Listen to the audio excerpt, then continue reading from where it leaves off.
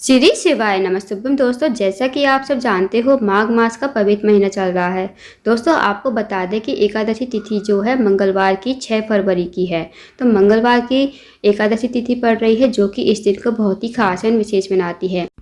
मंगलवार के दिन पड़ने वाली एकादशी तिथि को हम सर्तिला एकादशी के नाम से जानेंगे। दोस्तों, आप सबको बता दें कि एकादशी तिथि की जो शुरुआत है वो 5 फरवरी को शाम के 5:26 से 6 फरवरी को 4:07 पर इसका समापन हो जाएगा। तो दोस्तों, उदया तिथि के अनुसार ही हमें एकादशी तिथि का व्रत रखना चाहिए। एकादशी तिथि जो है हमें मनानी चाहिए। इसलिए दोस्तों, 6 फरवरी मंगलवार को हमें एकादशी का व्रत रखना है। पूज्य गुरुजी प्रदीप मिश्रा जी ने कुछ विशेष उपाय बताए हैं जो आपको एकादशी तिथि यानी 6 फरवरी मंगलवार के दिन अवश्य ही करने हैं। यदि आप इन उपाय को करते हो तो आपके जीवन में जो भी समस्या होगी, जो भी आपके मन में मनोकामना होगी, वो अवश्य ही पूर्ण होगी। चाहे वो मनोकामना धन से जुड़ी हुई हो, व्यापार से जुड़ी हुई हो, या आपकी नौकरी नहीं लग रही हो, आपके जीवन में जैसी समस्या होगी, इन उपाय को अवश्य कीजिएगा। इन उपाय को करने से आपकी मनोकामना भी अवश्य पूर्ण होगी। सारी समस्याएं जो है आपके जीवन से दूर हो जाएगी। तो आइए दोस्तों, जानते हैं उपाय कैसे करने हैं। पूज्य गुरुजी कथा को सुनकर उपाय को अच्छे से समझाने का प्रयास करेंगे। आइए दोस्तों, जानते हैं उपाय कैसे करना है। पहला जो उपाय है वो है मनोकामना पूर्ति के लिए। यदि आपकी कोई विशेष मनोकामना है तो इस उपाय को अवश्य कीजिए। चाहे वो आपकी मनोकामना धन से जुड़ी हुई हो, व्यापार से जुड़ी हुई हो, या आपकी नौकरी नहीं लग रही हो, तो इस उपाय को अवश्य कीजिए। इस उपाय को करने के लिए आपको 1 लोटा जल लेना है, साथ ही आपको लेना है 1 बेलपत्री।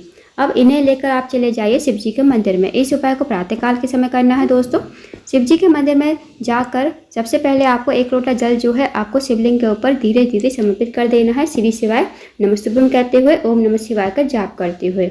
उसके बाद जो बेलपत्र है वो आपको शिवलिंग के ऊपर समर्पित कर देनी है। अपनी मनोकामना बोलते हुए इस बेलपत्र को आपको शिवलिंग के ऊपर समर्पित कर देनी है। उसके बाद जो दोस्तों बेलपत्र की डंडी का मुख होगा ना, वो जलाधारी की तरफ होना चाहिए। इस बात का ध्यान रखें। फिर आपको भगवान से अपनी मनोकामना कहनी है, विनती करनी है। जो भी आपके जीवन में मनोकामना है भगवान से कहिए। चाहे वो धन से जुड़ी कोई समस्या हो, व्यापार में वृद्धि नहीं हो रही हो, या आपके विवाह में बाधा आ रही हो, जैसी भी आपके जीवन में समस्या है भगवान से कहिए और इस उपाय को अवश्य कीजिए। इस उपाय को करने से आपकी जो मनोकामना होगी निश्चित ही पूर्ण हो जाएगी। दोस्तों, यदि आप एकादशी तिथि का व्रत रखते हो तो मंदिर नहीं जाते हो तो उस दिन मंदिर अवश्य जाइए। 1 लोटा जल अवश्य चढ़ाइए और 1 बेलपत्र जो है अवश्य चढ़ाकर आइए। इससे आपको विशेष फल की प्राप्ति होती है। दोस्तों, जब हम उपाय विशेष तिथि और विशेष दिन पर करते हैं तो हमें निश्चित ही जो है विशेष फल की प्राप्ति होती है और हमारी जो मनोकामना है वो अवश्य ही पूर्ण हो जाती है।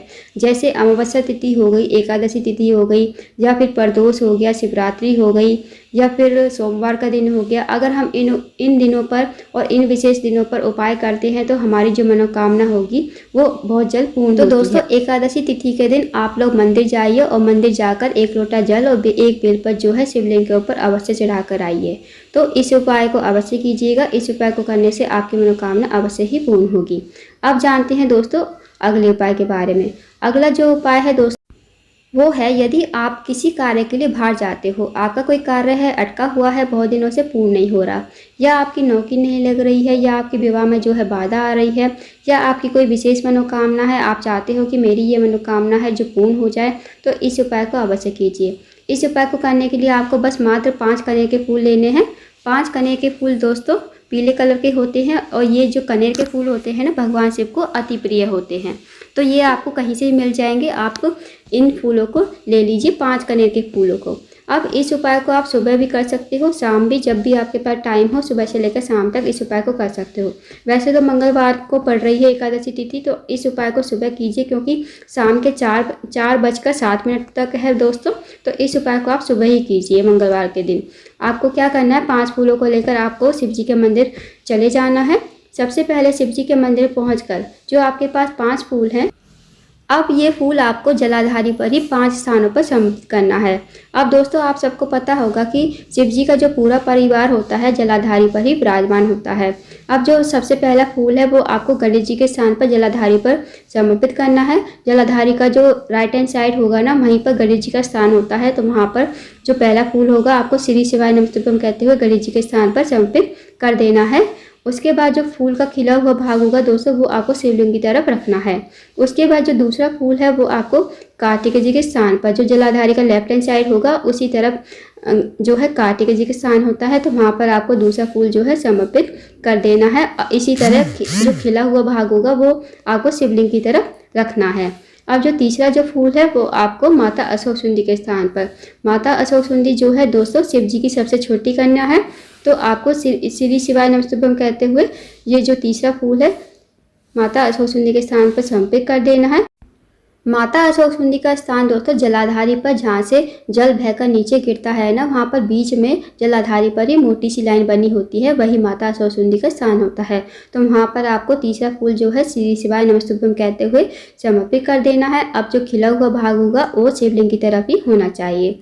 अब जो चौथा फूल है वो आपको दोस्तों जो शिव जी की 5 बेटियां है ना, जया, विशरा, सावली वाली, दौतली, देव, जो शिव जी के ऊपर एक जलाधारी होती है, पात्र होता है जिसमें से बूंद बूंद करके पानी टपकता है, वहाँ पर वो चौथा फूल जो है आपको श्री शिवाय नमस्तुभ्यम कहते हैं उसी में डाल देना है।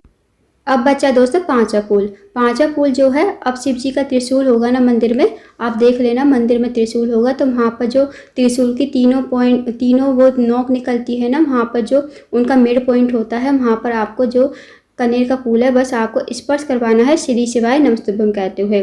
फिर इस फूल को आपको अपने हाथ में लेना है, अपनी मनोकामना बोलनी है, जो भी आपकी मनोकामना है भगवान से कहिए। आप चाहते हो मेरी नौकरी लग जाए, सरकारी नौकरी लग जाए, कोई भी आपकी मनोकामना है भगवान से कहिए। इस फूल को हाथ में रखकर आपकी मनोकामना कहनी है, अपनी मनोकामना कहनी है। फिर इस फूल को आपको जो है शिवलिंग के ऊपर समर्पित कर देना है। अब जो फूल का खिला हुआ भाग होगा दोस्तों वो आपको अपनी तरफ रखना है, इस बात का ध्यान रखें। बस दोस्तों ये छोटा सा अचूक उपाय है, इस उपाय को अवश्य कीजिए। यदि आप इस उपाय को एकादशी तिथि और विशेष तिथि पर करते हो तो अवश्य ही आपकी मनोकामना अवश्य ही पूर्ण होगी। तो दोस्तों इस विशेष उपाय को अवश्य कीजिएगा। अब जानते हैं दोस्तों अगले उपाय के बारे में।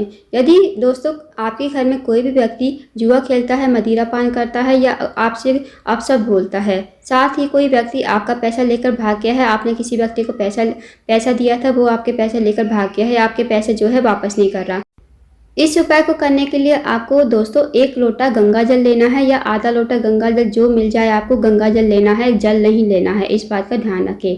अब इसके साथ ही आपको लेनी है 7 बेलपत्री। 7 बेलपत्री जो आप लोगे कहीं से कटी फटी खंडित नहीं होनी चाहिए। अब इस उपाय को प्रातःकाल के समय करना है। उसके बाद इन सामग्रियों को लेकर आपको चले जाना है शिव जी के मंदिर में। जो आपने 7 बेलपत्री ली है ना दोस्तों, आपको इसी लोटे के जल में, गंगा जल में डाल लेनी है। सबसे पहले आपको शिव जी के मंदिर में पहुंचकर आपको जाना है नंदी बाबा के पास। नंदी बाबा के पास पहुंचकर जो नंदी बाबा का उठा हुआ पैर होगा ना दोस्तों, उस पर आपको पूरा का पूरा गंगा जल आपको नंदी बाबा के उठे हुए पैर पर समर्पित कर देना है श्री शिवाय नमस्तुभ्यम कहते हुए। उसके बाद जो आपके पास 7 बेलपत्री है वो आपको लेकर आ जाना है शिवलिंग के पास। अब आपको एक एक जो बेलपत्री है वो आपको श्री शिवाय नमस्तुभ्यम कहते हुए शिवलिंग के ऊपर समर्पित करनी है, अपनी मनोकामना बोलनी है। जो भी व्यक्ति आपके पैसे लेकर भाग गया है भगवान से कहनी है, या कोई भी व्यक्ति आपके घर में जुआ खेलता है, मदिरा पान करता है, महादेव से प्रार्थना कीजिए, विनती कीजिए कि मेरे घर का ये व्यक्ति जो है सही मार्ग पर आ जाए। तो दोस्तों इस उपाय को जो है आप 5 एकादशी तिथि के दिन लगातार करके देखिए। इस उपाय को करने से आपको जरूर फायदा मिलेगा। इस विशेष उपाय को अवश्य कीजिएगा। अब जानते हैं दोस्तों अगले उपाय के बारे में। यदि आपके जीवन में धन की बहुत ज़्यादा कमी है, पैसों की तंगी है, आर्थिक समस्या से बहुत ज़्यादा परेशान हो, या आपकी कोई मनोकामना है, मनोकामना कुछ भी हो सकती है दोस्तों, या आपकी कोई सरकारी नौकरी का पेपर दिया है, आपने एग्जाम दिया है, उसका जो रिजल्ट है आने ही वाला है, तो इस उपाय को अवश्य कीजिए। इस उपाय को करने के लिए आपको कुछ नहीं लेकर जाना, अगर हो सके तो आप 1 लोटा जल जरूर लेकर जाइए, क्योंकि दोस्तों एकादशी तिथि है 6 फरवरी की, और हमें एकादशी तिथि के दिन 1 लोटा जल जो है शिवलिंग के ऊपर अवश्य ही समर्पित करना चाहिए। 1 लोटा जल ले जाकर शिव जी के मंदिर में सबसे पहले आपको 1 लोटा जल जो है शिवलिंग के ऊपर समर्पित कर देना है श्री शिवाय नमस्तुभ्यम कहते हुए। उसके बाद आपको एक आसन लगाकर बैठ जाना है। अगर आसन ना मिले तो आपको वैसे ही बैठ जाना है। फिर आपको अपनी आंखें बंद करनी है, अपने हाथ जोड़ने हैं, और आपको एक नाम 3 बार बोलना है, स्वधा स्वधा स्वधा। ये जो नाम है स्वधा, ये आपको 3 बार बोलना है। बस आपको इस नाम को बोलना है, आपको अपनी मनोकामना भी नहीं बोलनी। ये जो नाम है दोस्तों पार्वती जी का नानी का नाम है। और दोस्तों यदि हम इस नाम को महादेव के सामने और पार्वती जी के सामने बोलते हैं श्रद्धा नाम को, तो हमारी मनोकामना जो है वैसे ही पूर्ण कर देते हैं महादेव। हमारी मनोकामना वैसे ही पूर्ण हो जाती है, बिना मांगे ही हमें जो है सब कुछ मिल जाता है। तो आपको बस श्रद्धा श्रद्धा श्रद्धा 3 बार बोलना है, आपको मनोकामना नहीं बोलनी है, इस बात का ध्यान रखना। बस आपको ये 3 नाम बोलकर आपको घर आ जाना है। तो दोस्तों इस विशेष उपाय को भी अवश्य कीजिएगा, बहुत ही अचूक एंड विशेष उपाय है। तो दोस्तों ये थे कुछ विशेष उपाय जो आपको एकादशी तिथि के दिन अवश्य ही करने हैं। इन उपाय को अवश्य कीजिए और अपनी मनोकामना को पूर्ण करवाइए। अगर दोस्तों आपको जानकारी पसंद आई हो, वीडियो को लाइक करें, शेयर करें, चैनल को जरूर सब्सक्राइब करें। कमेंट बॉक्स में श्री शिवाय नमस्तुभ्यम हर हर महादेव जरूर लिखें।